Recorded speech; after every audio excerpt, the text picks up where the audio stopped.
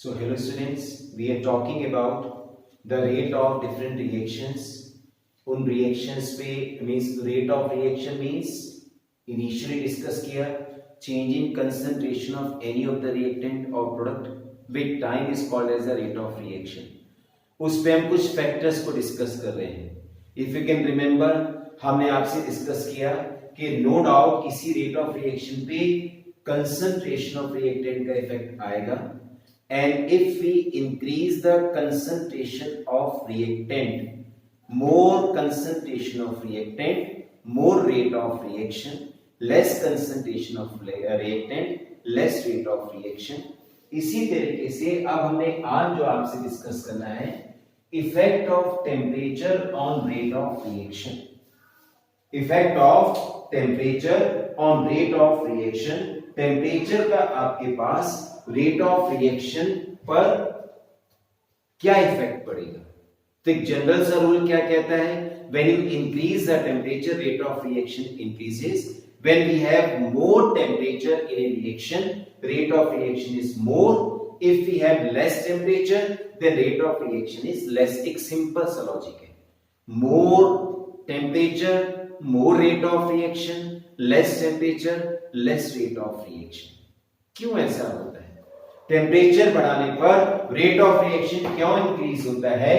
Why the rate of reaction increases with increase in temperature. और इतना ही नहीं, एक चीज आप और भी ऑब्जर्व करेंगे कि when there is a kind of increase in temperature by 10 degrees Celsius, rate of reaction becomes almost double. Reason क्या है उसके पीछे? तो बेटे डिटेल करूंगा मैं भी आपको, लेकिन उसके पीछे एक बहुत बड़ा रीजन है कि आपके पास जैसे आप टेम्परेचर को इंक्रीज करते हैं तो सभी रिएक्टेंट मॉलिक्यूल्स की काइनेटिक एनर्जी इंक्रीज होती है. एक होता है most probable velocity of atoms, most probable kinetic energy. वो काइनेटिक एनर्जी जो maximum number of molecules acquire करके चलते हैं. तो टेम्परेचर बढ़ाने पर that most probable kinetic energy increases. Even those number of molecules also increases which bear that kinetic energy. तो दो चीजें बढ़ी, काइनेटिक एनर्जी बढ़ी, एवरेज काइनेटिक एनर्जी, और लगभग सभी रिएक्टेंट्स की काइनेटिक एनर्जी इंक्रीज हुआ. Number of fraction of molecules with most probable kinetic energy increases. Because of these two reasons, rate of reaction becomes almost double. एक और reason मैं आपसे एक्सप्लेन करना चाहूंगा. एक जनरल रूल तो ये है, काइनेटिक पहला क्या हुआ, सभी मॉलिक्यूल्स की काइनेटिक एनर्जी बढ़ी और उन मॉलिक्यूल्स का नंबर भी बढ़ा जिनमें मोस्ट प्रोबेबल काइनेटिक एनर्जी ज्यादा थी. तो जब ज्यादा मॉलिक्यूल्स की, आई नीड टू से ज्यादा मॉलिक्यूल्स ऐसे मिलेंगे जो हायर काइनेटिक एनर्जी पर है, तो rate of reaction automatically increase होगा. So that's why rate of reaction becomes double with every 10 degrees Celsius rise in temperature. लेकिन एक क्वेश्चन आएगा आपके पास कि होता क्या है, क्यों ऐसा होता है? तो यहाँ इस चीज को समझने के लिए हम यहाँ जो आपके पास किसी भी रिएक्शन की बात कर रहे हैं, we are talking on the basis of collision theory of reaction. हम रिएक्शन की collision theory को आपसे एक्सप्लेन कर रहे हैं. जो जितना कंसेप्ट हम आपसे डिस्कस कर रहे हैं, whatsoever concept we are talking on the basis of collision theory. क्या कहता है collision theory? Reactant molecules are colliding, and when the reactant molecules are colliding, then only they are converting into products. Right? अब एक चीज मैं आपसे कहना चाहूंगा जो टेम्परेचर पे डिपेंडेंट होगी. कई बार रिएक्टेंट मॉलिक्यूल्स का कोलिजन होता है. Number of times we observe there is collision of reactant molecules. Reactant molecules collide with each other.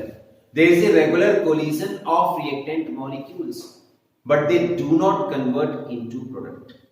Reactant molecules का कोलिजन हुआ और जब रिएक्टेंट मॉलिक्यूल्स का कोलिजन हुआ, but still they do not convert into product. I just tell you, give me 1 second. Give me 1 second, please. I just tell you. So to explain the effect of temperature on the rate of reaction, we have one another concept also, इसको एक और थोड़ा different way में समझ सकते हैं। देखिए actually क्या होता है, मैं आपको क्या कह रहा था कि हम यहाँ रेट ऑफ रिएक्शन को, हम रेट को एक्सप्लेन कर रहे हैं on the basis of collision theory. We are explaining the rate of reaction on the basis of collision theory, and when we are explaining the rate of reaction on the basis of collision theory, so what do we find? We find that here there is one more concept is there to explain this rate of reaction. According to collision theory, reactant molecules are colliding. लेकिन मैंने आपसे बोला कि sometimes we observe collision takes place but still reactant टकरा रहे हैं but still they are not converting into product. Reason क्या है उसके पीछे? तो I just want to explain one thing with you. Actually क्या होता है, जब कभी भी आपके पास एक रिएक्शन चलती है, रिएक्टेंट मॉलिक्यूल्स का कोलिजन होता है। रिएक्शंस को डिफाइन करने के बहुत सारे तरीके हैं, उसमें एक तरीका है where old bond is broken and new bond is formed. ये भी रिएक्शन कहलाता है। लाइक सपोज किया, मैं आपसे एक एग्जांपल की बात करता हूं। Late us consider a molecule A2 reacts with B2 to form twice molecules of AB. What does it mean? हम ऐसा मान के चलते हैं कि यहाँ रिएक्टेंट A और A के बीच का बॉन्ड ये ब्रेक होगा, रिएक्टेंट B और B के बीच का बॉन्ड ब्रेक होगा और एक नया मॉलिक्यूल यहां फॉर्म होगा जिसमें आपके पास A और B के बीच में बॉन्ड बनेगा। It will result in the formation of two molecules.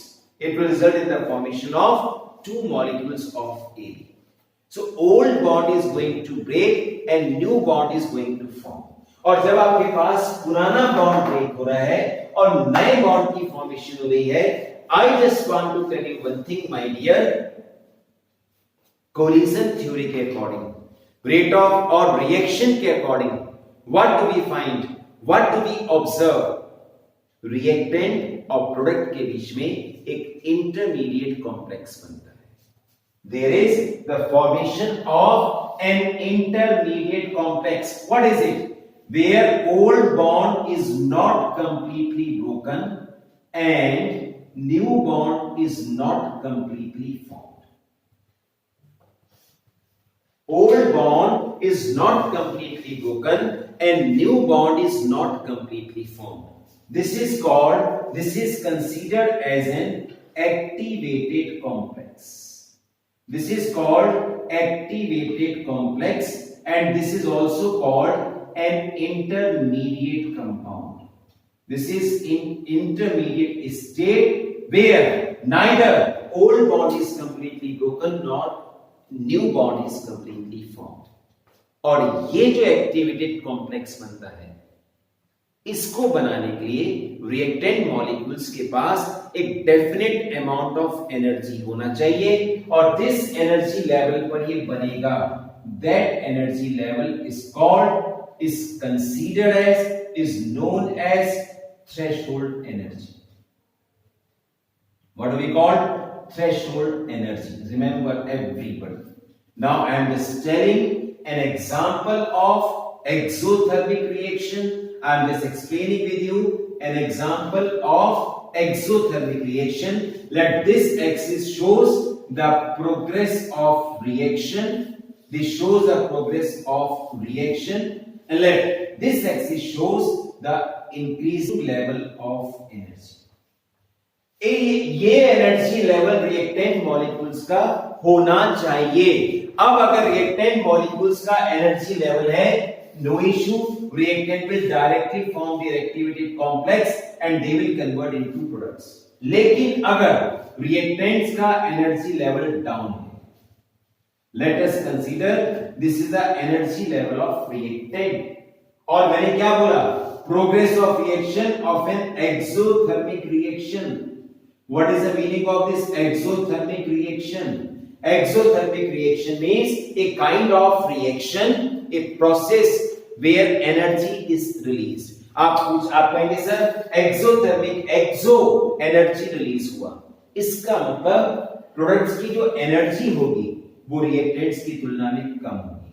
This is product and this is the energy level of products, and this energy level of product is less than the energy level of reactants. reactants के energy level की तुलना में products का energy level कम होगा, तभी हमने बोला exothermic reaction. अब देखिए इंटरेस्टिंग बात, रिएक्टेंट्स की तुलना में प्रोडक्ट्स का एनर्जी लेवल कम है, but reactant can not directly convert into product. Collision theory कहता है reactant first to form an activated complex and then only they can convert into products. Means every reactant molecule has to go to this threshold energy level. ये आपके पास this is the energy level, what should I say, average kinetic energy, this is average kinetic energy of reactant and this is the threshold energy which the reactant molecule should have, then only reaction can be done. It means that अगर reactants को products में change होना है तो अपनी इस kinetic energy को बढ़ा करके उनको इस थ्रेशोल्ड एनर्जी लेवल पर आना पड़ेगा, then only they can convert into products.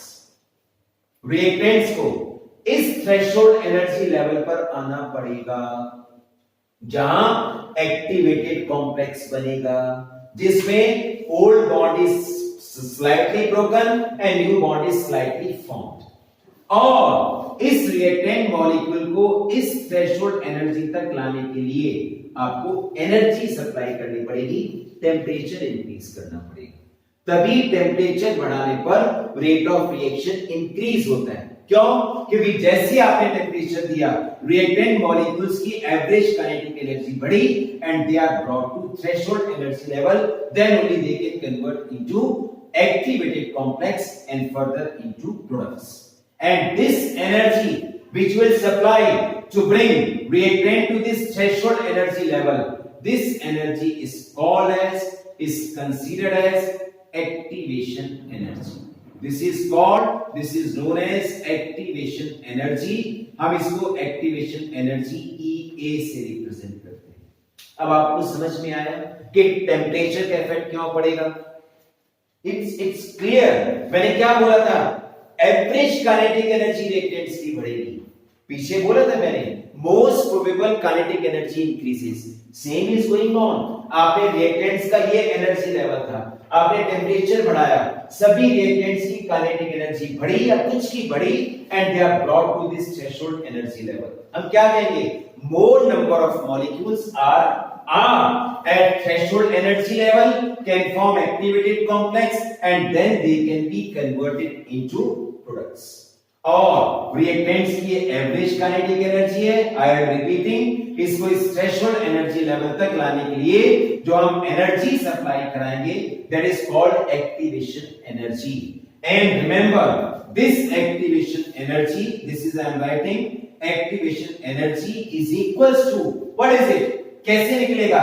ये है एक्टिवेशन एनर्जी, थ्रेशोल्ड एनर्जी, इसका फॉर्मूला बैठता है ये threshold energy minus what you will say, minus average kinetic energy of reactant. क्या कहेंगे हम? Average kinetic energy of reactants. तो ये आपके पास एक और कंसेप्ट आया कि आपके पास रेट ऑफ रिएक्शन क्यों इंक्रीज होता है। I hope it's very clear to all of you. आपको एक्टिवेशन एनर्जी का कंसेप्ट समझ में आया और आप बोलेंगे सर थ्रेशोल्ड एनर्जी को हम कैसे डिफाइन करेंगे? तो I am just giving the definition. Threshold energy is that minimum energy which the reactant molecule should have so that they can form their activated complex. I repeat, threshold energy is that minimum energy which the reactant molecule must have so that they can be converted into activated complex. And what is activation energy? Energy supplied to reactant molecules to bring them to threshold energy level. ये definitions में बोल रहा हूं so that you can make your notes easily comfortably. सब चीजें हो गई, सब बढ़िया तरीके से आप लोगों को समझ में आ गया, लेकिन अब एक इंपॉर्टेंट पॉइंट, ये सब एक एक्सप्लेनेशन जा रहा है, एक थ्योरेटिकल कंसेप्ट जा रहा है। क्वांटिटेटिव अगर हमने फाइंड करना है कि टेम्परेचर इंक्रीज करने का रेट ऑफ रिएक्शन पे क्या फर्क पड़ेगा, तो उसका सबसे पहला quantitative effect. I am just talking quantitative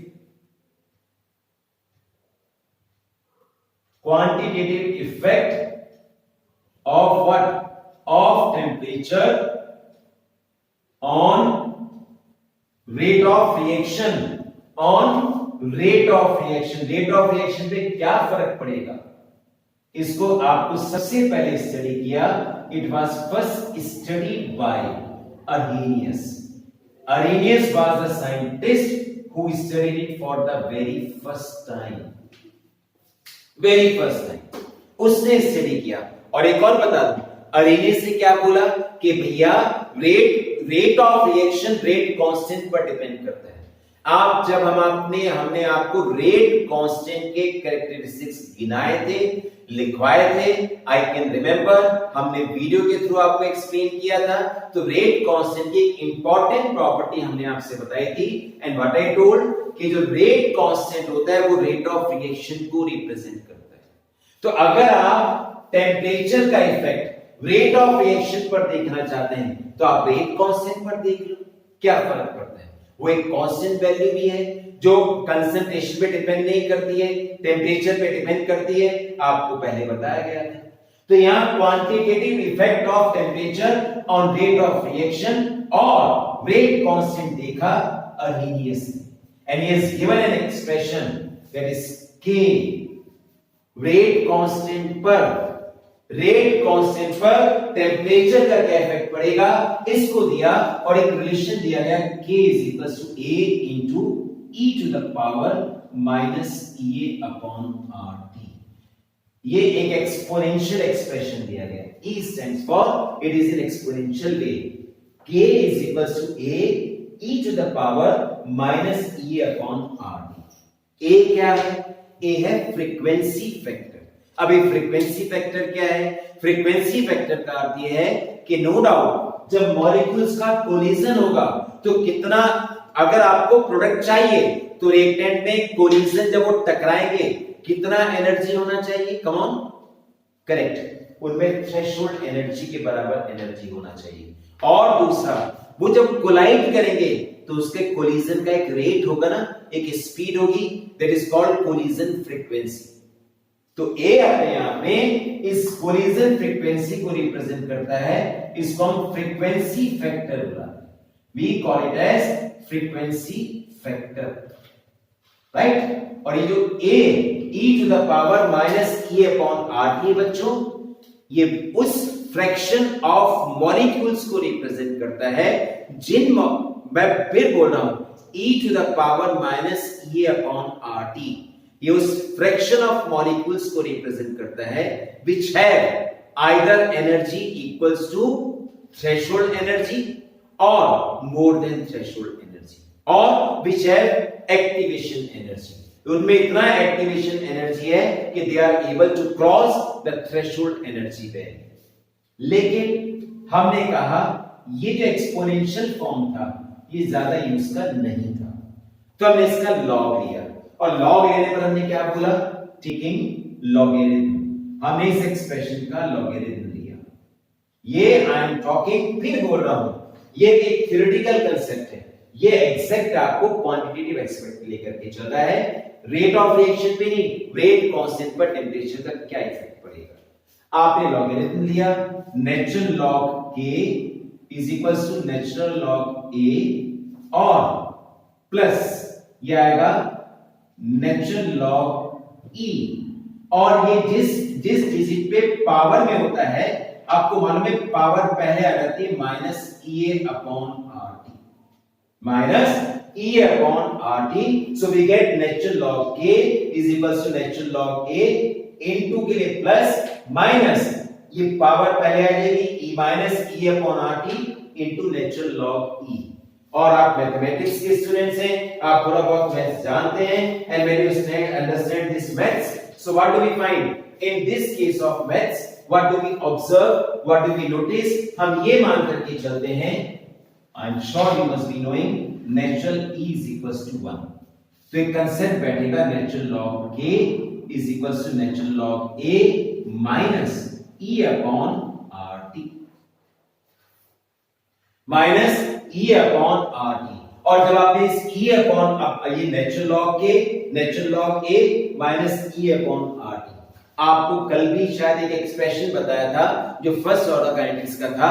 अगर आपने इस नेचुरल लॉग को log 10 बेस पे लाना है तो आप लिखेंगे log k is equals to log a।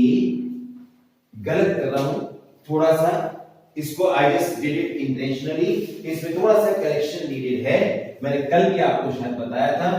तो यहां नेचुरल लॉग k को log 10 बेस पे लाना है तो आप लिखेंगे 2.303 log k is equals to 2.303 log a minus e upon R T. आप और मॉडिफाई कर सकते हैं, आप क्या कर सकते हैं, आप इस सारे एक्सप्रेशन को 2.303 से डिवाइड करा दो तो यही एक्सप्रेशन बैठेगा log k is equals to log a minus e upon 2.303 RT. Right my dear, क्या बैठेगा log k is equals to log a minus e upon 2.303 RT. ये आपके पास एक्सप्रेशन बैठ जाएगा। और आप एक काम कर सकते हैं, पर बहुत इंटरेस्टिंग है, आप इसको लिख लीजिए, बता रहा हूं मैं आपको, ये एक्सप्रेशन है, ये एक्सप्रेशन किस चीज को रिप्रेजेंट करता है, effect of temperature on rate constant, effect of temperature on rate constant. K rate constant है, A फ्रीक्वेंसी फैक्टर है, E एक्टिवेशन एनर्जी है, R is equivalent to universal gas constant और T is temperature on Kelvin scale, on Kelvin scale. इस चीज को ध्यान रखिएगा। हमने इसको थोड़ा सा मॉडिफाई किया and when we slightly modified it, so what we got simple, हमको मिला log k is equals to minus E upon 2.303 r into 1 upon t plus log a। कुछ नहीं किया मैंने, इसको ऐसे इंटरचेंज कर दिया और क्या बोला, check it, it follows linear equation. ये किसको फॉलो कर रहा है, लीनियर इक्वेशन को। The when I say follows linear equation, that is follows y is equals to mx plus c। अब आपको समझ में आ रहा होगा, हमने कल भी डिराइव किया था और जीरो ऑर्डर काइनेटिक्स में भी डिराइव किया था, और इसके बेस पे अगर हम इसको मान करके चले, so what we have to say, अगर हम एक ग्राफ प्लॉट करते हैं यहां पर, किसका, ये y एक्सिस माना और ये आपने x एक्सिस माना, this is you consider as x axis, you consider as y axis. तो y एक्सिस पे कौन जाएगा, log k, और x एक्सिस पे क्या जाएगा, 1 अपॉन t। y एक्सिस पे कौन गया, log k, और x एक्सिस पे कौन गया, 1 upon t, and we got this kind of downward graph. तो आप मुझे बताओ, स्लोप किससे रिप्रेजेंट होता है, स्लोप रिप्रेजेंट होता है, आपको पहले बताया था m से, और जब m से रिप्रेजेंट होता है तो m क्या बैठता है यहां पर, माइनस e अपॉन 2.303 r। तो कुछ चीजें थी जो आपके पास लीनियर इक्वेशन से रिलेटेड था। इसका मतलब एक पर्टिकुलर टेम्परेचर केल्विन स्केल पर अगर आप रेट कांस्टेंट फाइंड करना चाहते हो, आप इस रिलेशन से इसको आराम से फाइंड कर सकते हो, कोई इश्यू नहीं है, कोई दिक्कत नहीं है। लेकिन जो एक सबसे ज्यादा इंपॉर्टेंट रिलेशन मैं आपसे डिस्कस करने जा रहा हूं, डेरिवेशन नहीं, सिर्फ रिलेशन बता रहा हूं। आपको क्या बोला मैंने, अगर मैं टेम्परेचर चेंज करूंगा तो रेट ऑफ रिएक्शन में फर्क आएगा, रेट कांस्टेंट में भी फर्क आएगा। So when at two different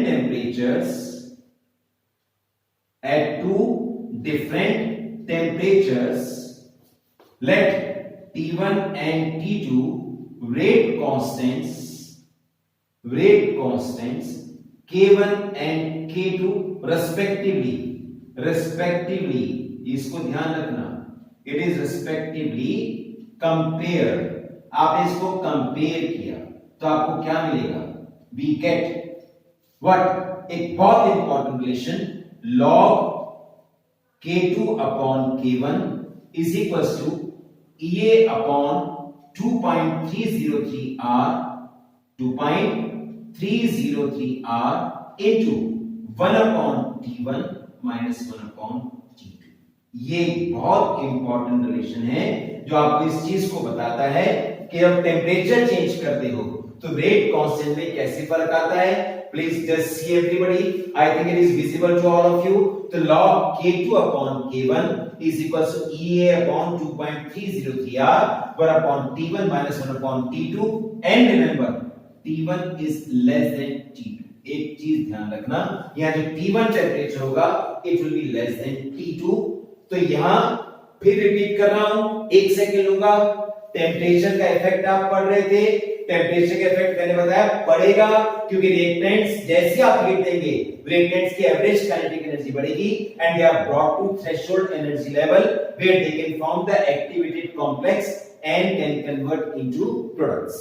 लेकिन क्वांटिटेटिव कैसे इफेक्ट पड़ेगा ये डेरिवेशन है और उसमें भी देखा कि एक पर्टिकुलर टेम्परेचर पर किसी रिएक्शन का रेट कांस्टेंट आप इस रिलेशन से निकाल सकते हैं।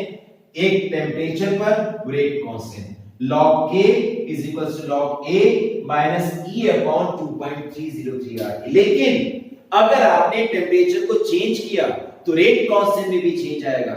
Then we will compare them by a relation log K2 upon K1 is equals to E upon 2.303 R into 1 upon T1 minus 1 upon T2, where T1 is the lower temperature and T2 is the higher temperature। ये expression I am telling you to comparing the rate constant at two different temperatures।